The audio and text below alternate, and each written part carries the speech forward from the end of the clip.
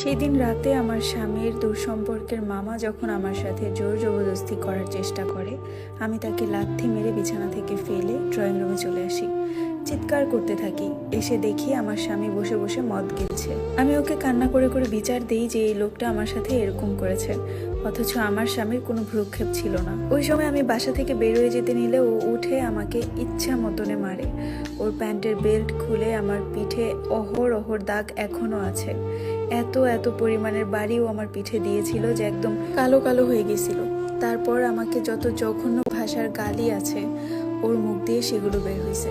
আমি অবাক হচ্ছিলাম যে এই মানুষটাকে আমি ভালোবেসে, এই মানুষটাকে বিশ্বাস করে আমি 2 বছর যাবৎ ওর সাথে সংসার করছি। আমি যখন চিৎকার করতেছিলাম আমি পাগলের মতো হয়ে গেছিলাম যে এটা কি হচ্ছে আমার সাথে। তখন আমার স্বামী বলে যে আজকে কি নতুন নাকি, যেদিন থেকে তোকে বিয়ে করে আনছি সেই দিন থেকেই এই মামা তোর সাথে যায়। আমার মাথায় তো আকাশ ভেঙে পড়ে যে এটা কি বলে। তার মানে এর জন্যই সে আমাকে প্রায় সময় ঘুমের ওষুধ খাওয়াতো। সে আমাকে মারতে মারতে এও বলে যে এত টাকা পয়সা, এত ঘরের জিনিসপত্র সব নাকি এই লোকের টাকায় কেনা। ও নাকি কোনো চাকরিই করে না, এই লোকের অফিসে যেয়ে বসে থাকে। আর রাত হলে এই লোক আমাদের সাথে এর জন্যই থাকে কারণ রাতের বেলা সে আমার কাছে আসে। আর এটা যে শুধু আমার সাথে হয়েছে তা না, এর আগে ওর আরো 2টা বউ ছিল। ওর এই কাণ্ড কাহিনী দেখে এক বউ চলে গেছে অন্য ছেলের সাথে পরকীয়া করে, আরেক বউ এখনো তার বাপের বাড়িতে আছে। যখন সে আমাকে এই কথাগুলো বলছিল তখন আমার মনে হচ্ছিল যে আমার পুরোটা পৃথিবী ঘুরতেছে। কোথা থেকে কোথায় চলে আসলাম। এক তো আমার খালা জীবনটা নষ্ট করে দিল, দ্বিতীয়ত আবার একজনকে বিশ্বাস করে সেই মানুষটা আমার জীবনটাকে এইভাবে নরকে পরিণত করলো। সেদিন ও আমাকে অনেক মারে। প্রায় 3 দিন আমি অসুস্থ ছিলাম। 3 দিন পর আমি অনেকটাই সুস্থ হই। তারপরে ওদের সাথে স্বাভাবিক হওয়ার চেষ্টা করি, যাতে করে ওদেরকে আমি একটা শিক্ষা দিতে পারি। না, ওখান থেকে পালিয়ে আসিনি আমি। এইবার আমার মাথায় ঘুরছিল অন্য এক কথা, যে ওদেরকে পুলিশ দিয়ে ধরিয়ে দিব। 1 সপ্তাহ ওদের সাথে ভালো আচরণ করি। তারপর 1 সপ্তাহ পর আমি একদিন ওরা যখন বাসায় ছিল না, সেদিন বিকেলবেলা সবজি আনার নাম করে থানায় যেয়ে কথা বলে আসি। যেই কনস্টেবলের সাথে আমি কথা বলে আসি সেই কনস্টেবল আমার স্বামীকে ফোন দিয়ে সবকিছু জানিয়ে দেয়। আর এই কারণে সেদিন বাসায় আসার পর আমি আবারও মাইর খাই।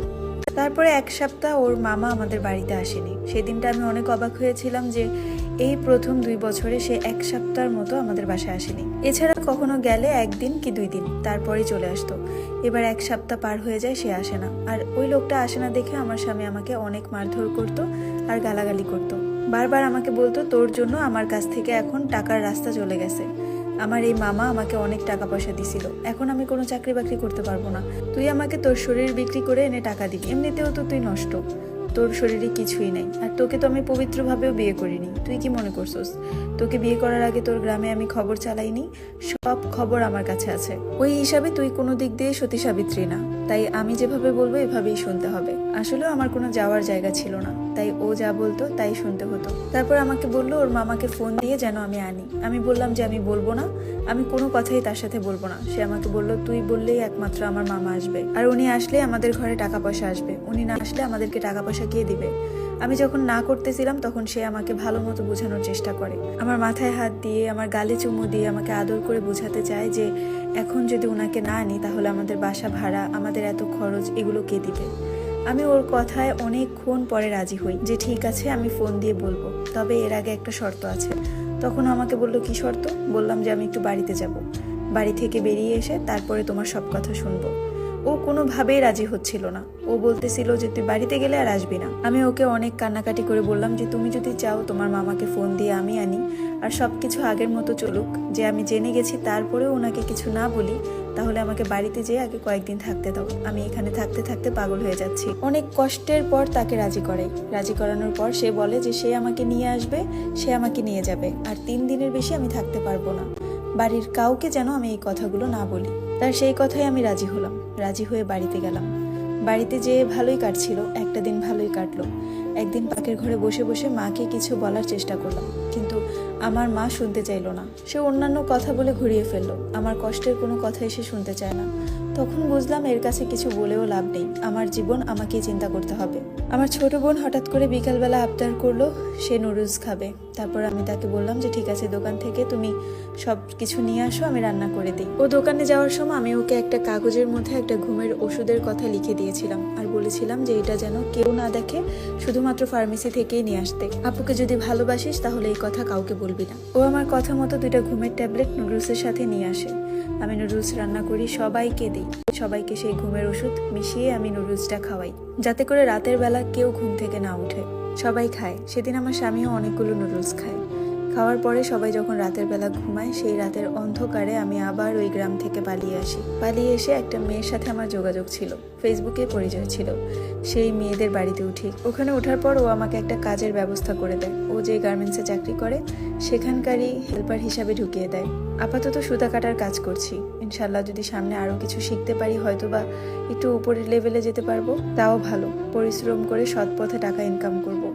অসৎ পথে কখনো কোনো কিছু করতে হবে না। এই স্টোরিটা শেয়ার করার কারণ একটাই, আমার জীবনটা আমার খালা নষ্ট করে দিল। আমিও আর 5টা মেয়ের মতো আমার জীবনটা ভালোভাবে উপভোগ করতে পারতাম, সাধারণভাবে বাঁচতে পারতাম। আজকে আমার জীবনে নষ্ট পদবিটা লাগতো না। সে আমার জীবনটা নষ্ট না করলে আজকে এই ছেলেটাও আমার জীবন নষ্ট করতে চাইতো না। সে ভাবতো না যে আমার জীবনটা তো নষ্টই, আমাকে দিয়ে আর নষ্টামি করালেই বা কি হবে। তাই প্রত্যেকটা বাবা মায়ের কাছে আমার একটাই অনুরোধ, আপনারা প্লিজ আপনাদের আদরের সন্তানকে কখনো কোনো আত্মীয়র বাসায় রাখবেন না। বিশেষ করে কোনো মেয়ে সন্তানকে, সে যত আপন আত্মীয়ই হোক না কেন, কারো বাসায় রাখবেন না।